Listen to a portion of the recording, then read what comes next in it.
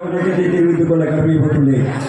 இதே டாக்டர் புரட்சி தலைவர் அம்மா அவர்களுடைய புரட்சி தலைவர் டாக்டர் எம்ஜிஆர் அவருடைய 108வது பிறந்த நாள் விழா. அந்த விழா அம்மா அவர்களுடைய வணங்கி எதிர்கட்சி தலைவர் முன்னாள் முதலமைச்சர் அன்பிற்கினிய பொதுச் செயலாளர் அவருடைய ஆணைக்கிணங்க நடைபெறுகின்ற இந்த பொதுக்கூட்டம் என்பதை நான் பெருமையோடு சொல்லிக்கொள்ள கடமைப்பட்டுள்ளேன். இதே டாக்டர் புரட்சி தலைவர் எம்ஜிஆர் அவருடைய 108வது பிறந்த நாள் விழா. இந்த விழா 108 ஆண்டுகளை கடந்தாலும் அவருடைய வரலாற்று பாதை நினைவூட்டுகின்ற எதிர்கால சந்ததிக்கு 3வது தலைமுறை, 4வது தலைமுறை, 2வது தலைமுறைக்கு நினைவூட்டுதல் நிகழ்வு இந்த நிகழ்வு. அவர் புகழுக்கு புகழ் சேர்க்கின்ற நிகழ்வு இந்த நிகழ்வு. இதில் வாழ்வியல் முறையில் ஒரு படிப்பினை கற்றுக் கொடுத்தவர் டாக்டர் புரட்சி தலைவர் எம்ஜிஆர் அவர்கள்.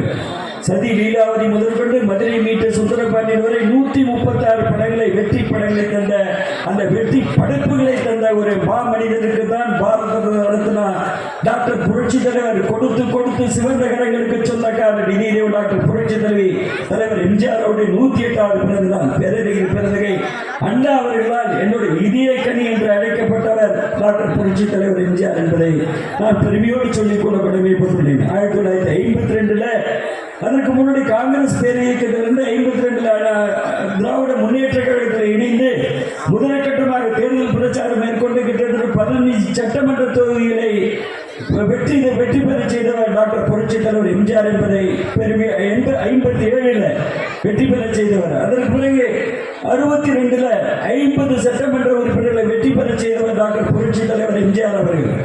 67 133 பேரறிஞர் பிறந்தகை அண்ணா அவருடைய தலைமையில் முகத்தை காட்ட 30 லட்சம் வாக்குகள் உண்டு என்று குறிப்பிட்ட பேரறிஞர் பிறந்தகை அண்ணா அவருடைய கட்டளை ஏற்று ஆணை ஏற்று அவருக்கு அன்புக்கு கட்டுப்பட்டு அவருடைய ஈர்ப்பால் அவருடைய வசீகரத்தால் பேரறிஞர் பிறந்தகை அண்ணா அவர்களை தம்பி என்று அழைத்த இதயக்கனி என்று அழைத்த டாக்டர் புரட்சி தலைவர் எம்ஜிஆர் அவர்கள் 133 சட்டமன்ற உறுப்பினர்களோடு சேர்ந்து ஆட்சி அமைவதற்கு உறுதுணையாக இருந்தவர் டாக்டர் புரட்சி தலைவர் எம்ஜிஆர் என்பதை நான் பெருமையோடு சொல்லிக்கொள்ள கடமைப்பட்டுள்ளேன். 72 பிரச்சனை பொருளாதார கணக்கு கேட்டதனால் நம்ம கருணாநிதி அவர்களால் வெளியேற்றப்பட்டு அனைத்து இந்திய அண்ணா திராவிட முன்னேற்ற கழகத்துடைய பேராதரவு டாக்டர் புரட்சி தலைவர் எம்ஜிஆர் அவர்களுக்கு ஒட்டுமொத்த தமிழக மக்களும் என்ன செய்ய போறாரு, ஏது செய்ய போறாரு, எப்படி பண்ண போறாரு, தனி இயக்கம் ஆரம்பிப்பாரா ஆரம்பிக்க மாட்டாரா என்ற ஏக்கத்து பார்வைக்கு விடை கொடுத்து நான் வந்துவிட்டேன் என்று அனைத்து இந்திய அண்ணா திராவிட முன்னேற்ற கழகம் என்ற அண்ணாவின் பெயர் பிடித்த அந்த கொடியிட்டு வெளியே வந்து இயக்கத்தை ஆரம்பித்தவர் டாக்டர் புரட்சி தலைவர் எம்ஜிஆர் அவர்கள். டாக்டர் புரட்சி தலைவர் எம்ஜிஆர் இல்லாவிட்டால் கருணாநிதி குடும்பம் ஒட்டுமொத்த தமிழகத்தையும் சூறையாடி இருப்பார்கள், இன்னைக்கு சுடுகாடாக மாற்றியிருப்பார்கள். எந்த திட்டப்பணிகளும் நிறைவேற்றப்படாமல் இருந்திருக்கும் என்ற குற்றச்சாட்டை வைக்க கடமைப்பட்டுள்ளேன். அந்த அளவுக்கு இதே டாக்டர் புரட்சி தலைவர் எம்ஜிஆர் வந்தார். தமிழக அரசு 74 புதுச்சேரியில் முதலமைச்சரை அண்ணா திமுக கொண்டு வந்தார். 77 முதலமைச்சரானாரு. கிட்டத்தட்ட டாக்டர் புரட்சி தலைவர் 144 சட்டமன்ற உறுப்பினர் சேர்ந்து முதலமைச்சர் கட்டில் உட்கார்ந்தாரு. 80 அவருடைய கட்சி அமைக்கப்பட்டது, நீக்கப்படுறாங்க. 80 ஒரு பிரச்சனை வச்சு மத்திய அரசு ஆட்சி கலைக்கப்படுகிறது. என்ன தவறு செய்தே நான் என்று மீண்டும் மக்களிடத்தில் போய் நிற்கிறாரு. மீண்டும் 80 எலெக்ஷன்ல நிற்கிறாரு. 162 சட்டமன்ற உறுப்பினரோட முதலமைச்சர் கட்டில் உட்கார வைத்த தமிழக மக்கள் என்பதை நான் பெருமையோடு சொல்லிக் கொள்ள கடமைப்பட்டுள்ளேன். அதற்கு பிறகு யாரும் வீட்ட முடியல. 84 தேர்தலை கிட்டத்தட்ட 195 சட்டமன்ற உறுப்பினர் அண்ணார் கூட சட்டமன்ற உறுப்பினர் துணை அன்பரசன் அண்ணார் கூட சட்டமன்ற 195 சட்டம் ஏகோதிப்பு. இன்னைக்கு சொல்றாங்க 200 யாருக்கு? 200 அண்ணா திமுகவுக்கு தான். 200 அண்ணா திமுகவுக்கு தான். என்னைக்கு 2 நிதி வந்ததோ அன்னைக்கு நிதி காலியாகி போச்சு. நிதியும் காலியாக, கஜானாவும் காலியாகி போச்சு. நீதி இல்லாத ஒரு தமிழ்நாடாக காட்சியளிக்கின்றது. நீதியே இல்லை. கஞ்சா புழக்கம், போதைப் பொருள் புழக்கம், கள்ளச்சாராய புழக்கம், அது மட்டுமல்ல பாலியல் பலாத்காரம், அண்ணா பல்கலைக்கழகத்துடைய மாணவிக்கு ஏற்பட்ட தொல்லை, துன்பம், துயரம், அது மட்டும் டென்ஷன் பிரச்சனைக்கு மேல பிரச்சனை போயிட்டு இருக்கு இந்த ஆட்சிக்கு. சொன்னாங்களே ஸ்டாலின் அவர்களே, முதலமைச்சர் அவர்களே, தேர்தல் வாக்குறுதிகளை மறந்து விட்டீங்களா? ஒட்டுமொத்த தமிழகம் கேட்கின்ற ஒரு நிலைப்பாடுக்கு தள்ளப்பட்ட ஆட்சிதான் திராவிட முன்னேற்ற கழக ஆட்சி என்ற குற்றச்சாட்டை வைக்க கடமைப்பட்டுள்ளேன். அந்த அளவுக்கு அல்லோல்படுகின்ற நிலைமை. டாக்டர் புரட்சி தலைவர் எம்ஜிஆரை பத்தி பேச வேணும்னா 28 படங்கள் அம்மாவோட கதாநாயக நடிச்சிருக்காரு. ஒரு பாடமும் ஒரு படைப்பும் ஒரு படமும் ஒரு படிப்பினை, ஒரு பாடம் அடுத்த தலைமுறைக்கு இட்டு செல்கின்ற வழியை தேடி தந்தார். எல்லாருக்கும் பாடி, நெசவாளருக்கு பாடியிருக்காரு, மீனவருக்கு பாடியிருக்காரு, விவசாயிக்கு பாடியிருக்காரு, ஒட்டுமொத்த மகளிர் சகோதரிக்கு படம் எடுத்திருக்காரு. எல்லா சமுதாயத்தையும் கவர் பண்ணி இளைஞருக்கு படம் எடுத்திருக்காரு. இளைஞன் எப்படி நடக்க வேண்டும், வாழ்வியல் முறை எப்படி இருக்க வேண்டும், அவன் கட்டுப்பாடாக இருக்க வேண்டும், கட்டுப்பாடாக குடும்பம் நடத்த வேண்டும், குடும்பத்தை பார்க்க வேண்டும், படித்து மேலோங்கி வர வேண்டும், பொருளாதார வளர்ச்சி வேண்டும் என்ற ஒரு நிலைப்பாட்டுக்கு சொந்தக்காரர் தான் இதே டாக்டர் புரட்சி தலைவர் எம்ஜிஆர் என்பதை நான் பெருமையோடு சொல்லிக்கொள்ள கடமைப்பட்டுள்ளேன். அந்த அளவுக்கு ஒரு சிறப்பு மிகுந்த தலைமை. எத்தனையோ மனிதன் பிறக்கிறான் இறக்கிறான், எத்தனையோ தலைவர் பிறக்கிறான் இறக்கிறான், எத்தனையோ இன்னைக்கு ஒரு நூற்றாண்டு, ஒரு 4 தலைமுறை கடந்து 4 தலைமுறை கடந்து இன்னைக்கு விழா எடுக்கிற கட்சி அனைத்து இந்திய அண்ணா திராவிட முன்னேற்ற கழக இயக்கம் தான் என்பதை நான் குறிப்பிட்டேன். சொல்றமா இல்லையா? எத்தனையோ தலைமுறை போச்சு, எவ்வளவு மாற்றங்கள் வந்துச்சு, எவ்வளவு இது வந்தது. இருந்தாலும் தலைவர் டாக்டர் புரட்சி தலைவர் எம்ஜிஆர் அவர்கள் அதிமுகவோடு வாழ்ந்து கொண்டிருக்கிறார். இன்றைய வரையில் வாழ்ந்து கொண்டிருக்கிறார், நம்மளோடு வாழ்ந்து கொண்டிருக்கிறார். இந்த கூட்டத்துடைய அளவுகள் என்ன? அவருக்காக வந்த கூட்டம் இந்த கூட்டம், எடப்பாடியோட ஆணைக்காக வந்த கூட்டம் இந்த கூட்டம், இதை டாக்டர் புரட்சி தலைவர் அம்மாவுடைய பார்வையில் வந்த கூட்டம் என்பதை நான் பெருமையோடு சொல்லிக்கொள்ள கடமைப்பட்டுள்ளேன். இந்த ஆட்சியோடைய அவல நிலையை நீங்க பார்க்கணும். சொன்னாரு கமலக்கண்ணன் என்ன சொல்றாரு, நிதி நிலைமை எப்படி இருக்கு? 44 மாசம் ஆட்சி காலத்துல 4 லட்சம் கோடி கடன் சொல்றாரு. தங்கத்தேர்தல் சொல்றாரு, அதிமுக ஆட்சி காலத்துல 2011 கிட்டத்தட்ட 1,20,000 கோடி ரூபாய்க்கு நாங்கள் 1 லட்சத்தை தாண்டி பட்ஜெட் போட்ட ஒரு ஆட்சி அம்மாவுடைய ஆட்சி. அதற்கு பிறகு இப்ப சொல்றாரு, தென்னரசு சொல்றாரு, தங்கத்தேர்தல் சொல்றாரு, என்ன சொல்ற 4,12,000 கோடி ரூபாய்க்கு நாங்க நிதிநிலை அறிக்கை தாக்கல் பண்ணியிருக்கின்றாரு. மத்திய அரசுடைய நிதி நிர்வாக சீர்திருத்த கமிட்டின்னு ஒரு கமிட்டி இருக்கு. அந்த கமிட்டியோட செயல்பாடு என்னவென்று கேட்டால் 28.2% நீங்க கடன் இருந்தால் நீங்கள் கடன் வாங்கிக்கலாம் சொல்லி சொல்றாங்க. இவர் என்ன சொல்றாரு, 27.1% தான் நாங்க வந்திருக்கோம், அந்த அளவுக்கு வந்துட்டோம், நாங்க கடன் வாங்கலான்றாரு. கடன் வாங்குறதுக்காக ஒரு ஆட்சி. இன்னைக்கு ப்ராப்பர்ட்டி டாக்ஸ், வீட்டு வரி, சொத்து வரி உயர்ந்து போச்சு, வீட்டு வரி உயர்ந்து போச்சு, மின்சார கட்டணம் உயர்ந்து போச்சு, குப்பை வரி உயர்ந்து போச்சு, பத்திரப்பதிவு பதிவு கட்டணம் உயர்ந்து போச்சு, வணிக வரித்துறை உயர்ந்து போச்சு. எது உயர்ல? எல்லாமே பஸ் கட்டணம் உயர்ந்து போச்சு. இன்னைக்கு மளிகை செலவு, குடும்ப செலவுடைய அன்றாட செலவுக்கு பயன்படுத்திய எண்ணெய், மிளகா, தூள் எல்லாமே உயர்ந்து போச்சு. எல்லாமே உயர்ந்த ஆட்சி, ஒரு கேவலமான ஆட்சி, மக்களுக்கு உதவாத ஆட்சி, மக்களை நல்வழிப்படுத்தாத ஆட்சி ஒன்று நடைபெற்றுக் கொண்டுள்ளது என்ற குற்றச்சாட்டை நாங்கள் வைக்க கடமைப்பட்டுள்ளோம். சொல்ல முடியுமா? என்ன பண்ணிருக்கீங்க? வளர்ச்சி பணி உண்டா? வளர்ச்சி பில்லுக்கு உண்டான பணி உண்டா? டாஸ்மாக் 50,000 கோடி வருது, வணிக வரியில 1.5 லட்சம் கோடி வருது, வணிக வரி பத்திரப்பதிவுல கிட்டத்தட்ட 20,000 கோடி வருது, டிரான்ஸ்போர்ட்ல 10,000 கோடி வருது, 2 லட்சம் 3 லட்சம் கோடி ரூபாய் வருவாய் வருது. இப்ப நாங்க போட்டோம்னா வருவாய் அன்னைக்கு கமர்ஷியல் டாக்ஸ்ல 60,000 கோடி தான் வரும், பத்திரப்பதிவுல 8,000 கோடி தான் வரும், டாஸ்மாக்ல 30,000 கோடி தான் வரும். இன்னைக்கு டாஸ்மாகை மூடுன்னு சொன்னாங்க அம்மா.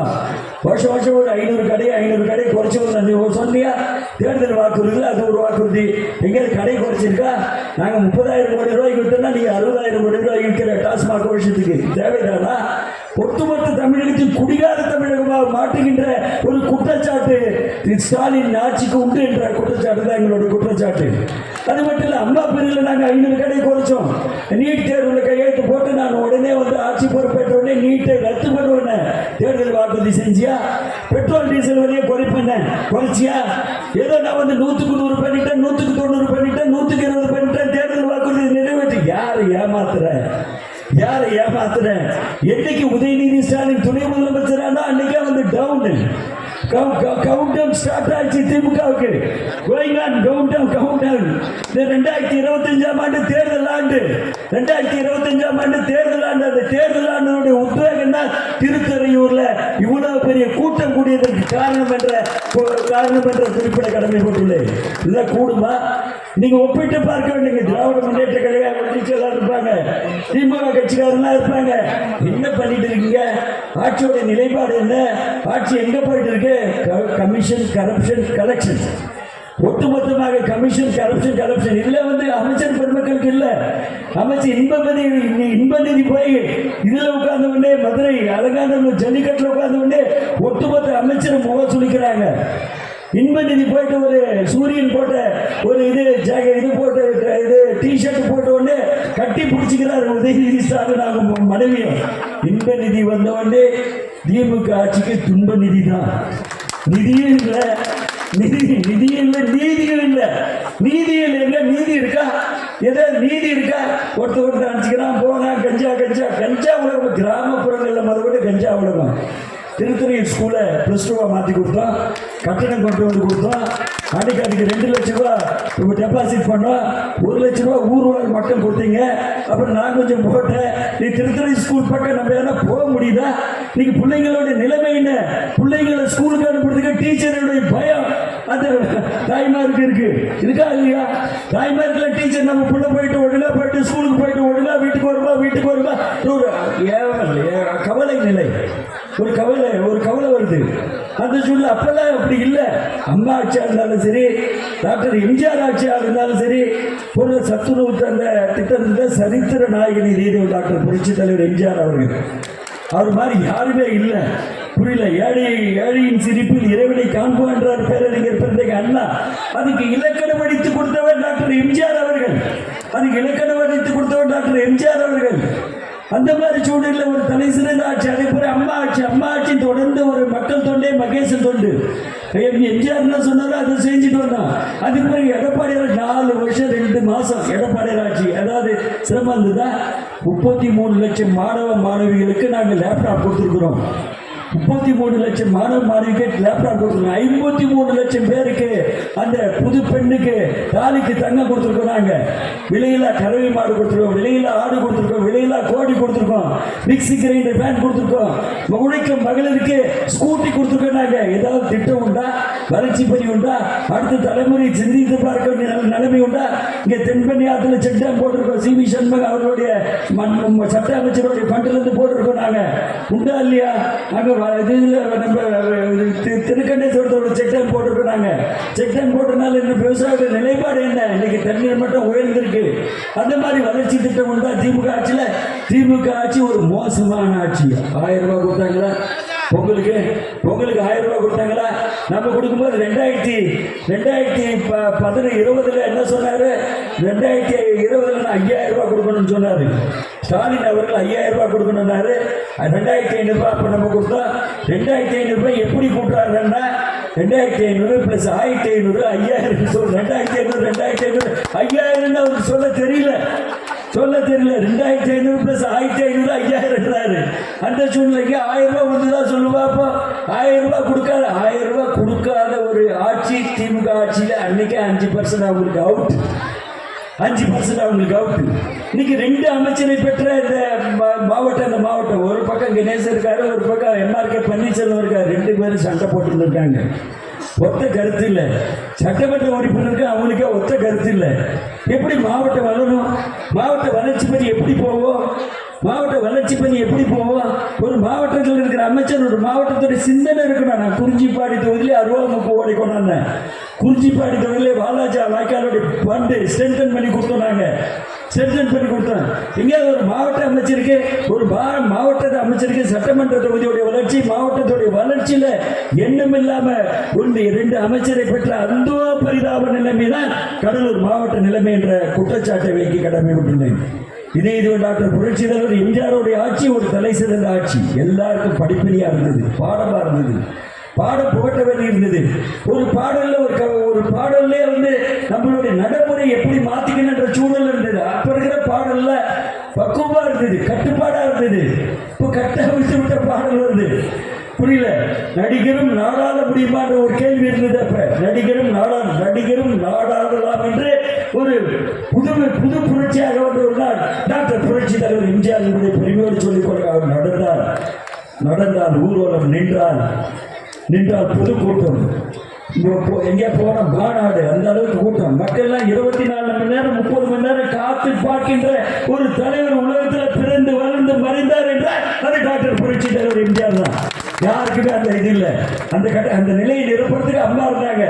அதற்கு பிறகு எடப்பாடியார் வந்திருக்காரு. இப்ப புரியல, அம்மா டாக்டர் புரட்சி தலைவர் எம்ஜிஆர் அவர்கள் வராரு, பொதுக்கூட்டம் பேசுறாரு, அவர் மூஞ்சி பார்த்துட்டு போயிடும், அவர் பேச்சு கேட்க வேணாம், அவர் சிரிக்கிறத பார்த்துட்டு போயிடும், அவர் தொப்பியை பார்த்துட்டு போயிடும், அவர் கண்ணாடியை பார்த்துட்டு போயிடும். ஏங்கிய மக்கள் 30 மணி நேரம் 40 மணி நேரம் காத்து கிடந்த ஒரு தலைவர் யார் என்று உலக அளவில், இங்க மட்டும் இல்ல, ஜெர்மன், கனடா, இங்கே கனடா, காஷ்மீர், அந்த பகுதியில், யூரோப், அமெரிக்கா, அந்த பகுதியில் யார்? ட்ரம்ப் வந்திருக்காரு. நேற்று கூட ட்ரம்ப் வந்திருக்கிறாரு.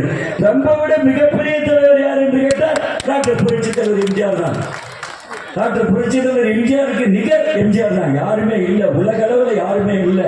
அந்த அளவுக்கு ஒரு ஒப்பற்ற தலைவருடைய 108வது பிறந்த நாள் விழா. அந்த விழா ஒரு தலை சிறந்த நிகழ்வு. இந்த நிகழ்வு எம்ஜிஆருடைய எண்ணம் என்று கேட்டால், அந்த 11 ஆண்டு காலமும் கருணாநிதி என்ற தீய சக்தியை கோட்டை பக்கம் வரவிடாமல் ஓட ஓட விரட்டி எடுத்த ஒரு மாமனிதருக்கு தான் அந்த பிறந்த நாள் விழா நம்ம கொண்டாடி கொண்டுள்ளோம். அதாவது ஒரு தலை சிறந்த மனிதர். புரியல, கொடுத்து கொடுத்து சிவந்த கரங்களுக்கு சொந்தக்காரர். என்ன வேணும் ஏது வேணும் என்று கேட்டால் தன்னையும் கொடுத்து தன் உயிரையும் கொடுக்கின்ற அளவுக்கு ஒரு ஒப்பற்ற மாமனிதருக்கு தான் 108வது பிறந்த நாள் விழா திருத்துறையில் ஊராட்சி நடைபெற்றுக் கொண்டுள்ளது என்பதை நான் பெருமையோடு சொல்லிக் கொள்ள கடமைப்பட்டுள்ளேன். திராவிட முன்னேற்ற கழக ஆட்சி, திராவிட மாடல். என்ன திராவிட மாடல்? என்ன திராவிட மாடல்? என்ன திராவிட மாடல் சாதிச்சிங்க? என்ன சாதனை பண்ணியிருக்கீங்க? எங்க வளர்ச்சி திட்டம் போயிருக்கு? எங்க ஃபண்டு போயிருக்கு? 4 லட்சம் கோடி கடை வச்சிருந்தானே மிச்சம். புரியல, இதுக்கு மேலே கடை வாங்கிறதுக்கு இதாக சொல்ல பார்ப்போம். எங்கேயுமே வளர்ச்சி பண்ணிக்கல. நாங்கள் தானே புயல பார்த்தோம், தொடர் மழை தொடர் வெள்ளத்தை பார்த்தோம், அது பிறகு கஜா புயல பார்த்தோம், புறவி புயல பார்த்தோம், நிலவி புயல பார்த்தோம். எத்தனை புயல பார்த்தாலும் அதை எதிர்கொண்டு மக்களோட இயல்பு நிலைக்கு திருப்பிய ஒரு ஆட்சி அரசாங்கம் எது என்று கேட்டால் அது அனைத்து இந்திய அண்ணா திராவிட முன்னேற்ற கழக அரசாங்கம். ஒரு புயலுக்கு தாங்க மாட்டாங்க, ஒரு வெள்ளத்துக்கு தாங்க மாட்டாங்க. வெள்ளம் அடிச்சு சொன்னாங்களா சொல்லு பார்ப்போம். மல்லட்டாத்துல வெள்ளம் வந்தது, யாராவது ஓடி ஓடி வந்து பார்த்தாங்களா? 1 கிலோ அரிசிக்கு வழி உண்டா? ஒரு கிலோ அரிசிக்கு வழி உண்டா? சொல்லு பார்ப்போம். அந்த அளவுக்கு ஒரு சூழ்நிலை. மல்லட்டாத்துல வெள்ளம், தென்பண்ணி ஆற்றுல வெள்ளம், மழையில வெள்ளம், கிட்டத்தட்ட 50 கிராமம் மழையில முழுகி போச்சு. யாரும் ஓடோடி அந்த நேரத்துக்கு ஓடோடி வந்து பார்க்கல. அடிச்சாங்களே சேரு, உங்களுக்கு தெரியுமா? அடிச்சாங்க சொல்ல பார்ப்போம். அரசு பக்கத்தில் அடிச்சாங்களே சேரு. மக்களுடைய வெறுப்பு, மக்களுடைய உணர்வு அப்படி ஆகிப்போச்சு. இந்த ஆட்சி மக்களுக்கு உதவாத ஆட்சி, உதவாக்கிற ஆட்சி. இந்த ஆட்சி விரட்டி அடிக்கப்பட வேண்டும், இந்த ஆட்சி ஓட ஓட விரட்டப்பட வேண்டும் என்ற ஒரு மக்களுடைய இயல்பு நிலை திரும்பியுள்ளது என்ற குறிப்பிட கடமைப்பட்டுள்ளது. இதை முழுமையாக பயன்படுத்திக் கொள்ள வேண்டும். அடுத்து 2026 எடப்பாடியார் முதலமைச்சராக வர வேண்டும். திருத்தணியூர்ல சொன்னாரா, இவ்வளவு பெரிய பிரச்சனை 58 ஓட்டு அதிகம் வாங்கியிருக்கேன்னு சொன்னார். திருத்தணியூர் அனைத்து இந்திய அண்ணா திராவிட முன்னேற்ற கழக கோட்டை, அக்கரவள்ளி அனைத்து இந்திய அண்ணா திராவிட முன்னேற்ற கழக ஓட்டை. ஓட்டுக்கு என்னென்ன மேற்கு பகுதி என்று கேட்டால் அது என்ன தெரியுமா தவிர மீதி எல்லாம் அதிமுக கோட்டை. புரியல, அது முன்ன பின்ன ஒரு 5 ஓட்டு முன்ன போகும் பின்ன போகும். புரியல, இது அதிமுக ஜெயிக்க வச்ச மேற்கு ஒன்றியம் என்பதை நான் பெருமையோடு சொல்லுவேன். இது என் காலத்திலிருந்து இல்லை, இது அண்ணா துரையன் இருந்தார், அவர் காலத்திலிருந்து இருக்கு. அண்ணா கிராமம் ஒன்றியம்னா இது மேற்கு பகுதின்றா, ரோட்டுக்கு என்னன்றா புரியல.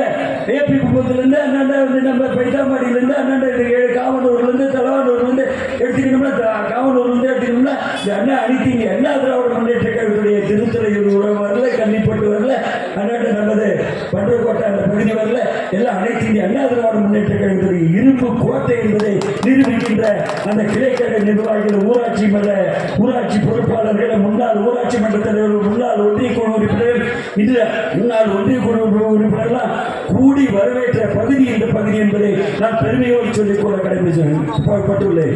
இதே டாக்டர் புரட்சி தலைவர் அம்மா அவர்களுடைய, இதே டாக்டர் புரட்சி தலைவர் எம்ஜிஆர் அவர்களுடைய வழிகாட்டுதல் படி, இதே டாக்டர் புரட்சி தலைவர் அம்மா அவருடைய ஆணைக்கிணங்க, எடப்பாடி அவருடைய ஆணைக்கிணங்க இது அனைத்து இந்திய அண்ணா திராவிட முன்னேற்ற கழகம்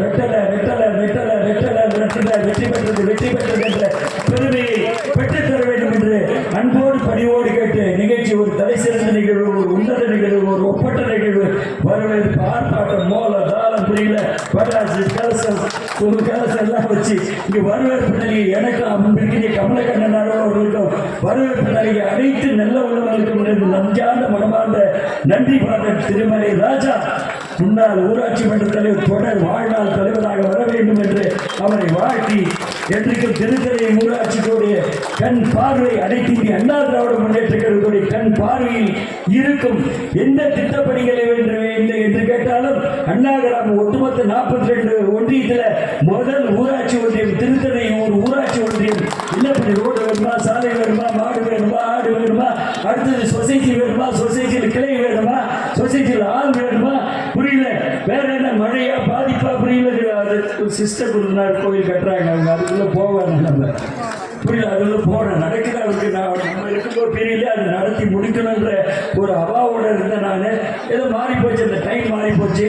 நான் இந்த பகுதியில் அமைச்சராக இருந்தேன்னா நிச்சயமா அதிகமாக நடத்தியிருப்பேன். அது கடலூர் பக்கம் போனோம், சேவல்குமார் இருந்தால் லக்கி பிரைஸ் அடிச்சது, மற்றபடிலாம் லக்கி பிரைஸ் அடிக்கல.